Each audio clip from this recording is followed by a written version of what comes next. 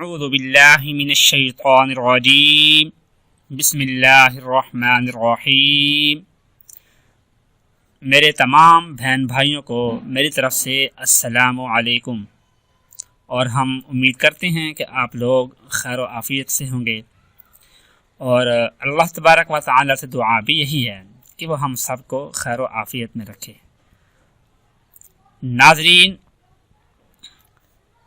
اس video کے اندر آپ کو قرآن پاک کی ایک ایسی آیت بتانے جا رہی ہیں کہ جس کے پڑھنے کی برکت سے وہ لڑکی جس کی جہاں شادی ہو رہی ہے، یعنی وہ جہاں پسند کی شادی کر رہی ہے، اور وہ چاہتی ہے کہ اس کے جو سسرال والی ہیں وہ اس کے ساتھ محبت سے پیش آئیں، وہ کبھی بھی اس کو تکلیف نہ دیں، کیونکہ پسند کی شادی ہے تو عام طور پر پسند کی شادی میں سسرال والے وہ عزت و تکریم نہیں دیتے جو لڑکی رسپیکٹ کرتی ہے، جس کی وہ ایک امید رکھ رہی ہوتی ہے، رسپیکٹ کر رہی ہوتی ہے وہ، تو اس کو چاہیے کہ وہ یہ عمل کر لے۔ انشاءاللہ شادی بھی اس کی پسند کی ہو جائے گی، اور وہاں کے جو لوگ ہیں وہ بھی اس کو پسند کریں گے اور اس کو رسپیکٹ دیں گے اور اس کی عزت کریں گے انشاءاللہ۔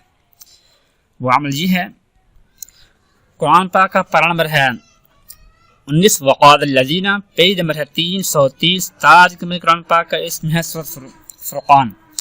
سورۃ الفرقان کی آیت نمبر ہے 74، اس میں ہے اعوذ باللہ من الشیطان الرجیم ربنا هب لنا من ازواجنا وذریاتنا قرۃ اعین واجعلنا للمتقین اماما۔ بس یہ حصہ آپ نے پڑھنا ہے۔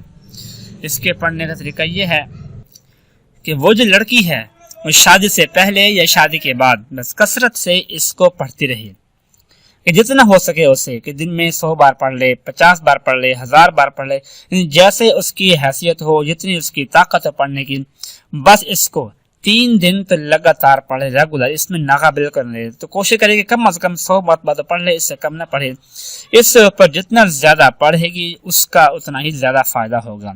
3 دن کے بعد زندگی میں کبھی پڑھ لیا کبھی نہ پڑھا، معمول بنا لیں، یہ نہ جیسے آپ کا دل کرے اس طرح آپ کر لیں، لیکن یہ 3 دن آپ کی پوری زندگی کو آپ کے لیے سکون کی زندگی بنا دیں گے انشاءاللہ، کہ آپ کے جو سسرال والی ہیں جتنے بھی لوگ ہیں وہ سارے کے سارے آپ کی ایسی عزت کریں گے، آپ کا ایسا اکرام کریں گے، آپ کے ایسا احترام کریں گے جس کی آپ کو کبھی توقع ہی نہ تھی۔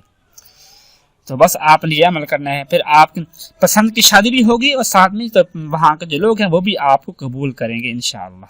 اللہ تبارک و تعالی سے دعا ہے کہ وہ ہم سب کو ہر ایک کے دل میں ہر دوسرے کی عزت کرنے کی توفیق عطا فرمائے۔ آمین ثم آمین۔ اپنا خیال رکھیے گا۔ اللہ حافظ۔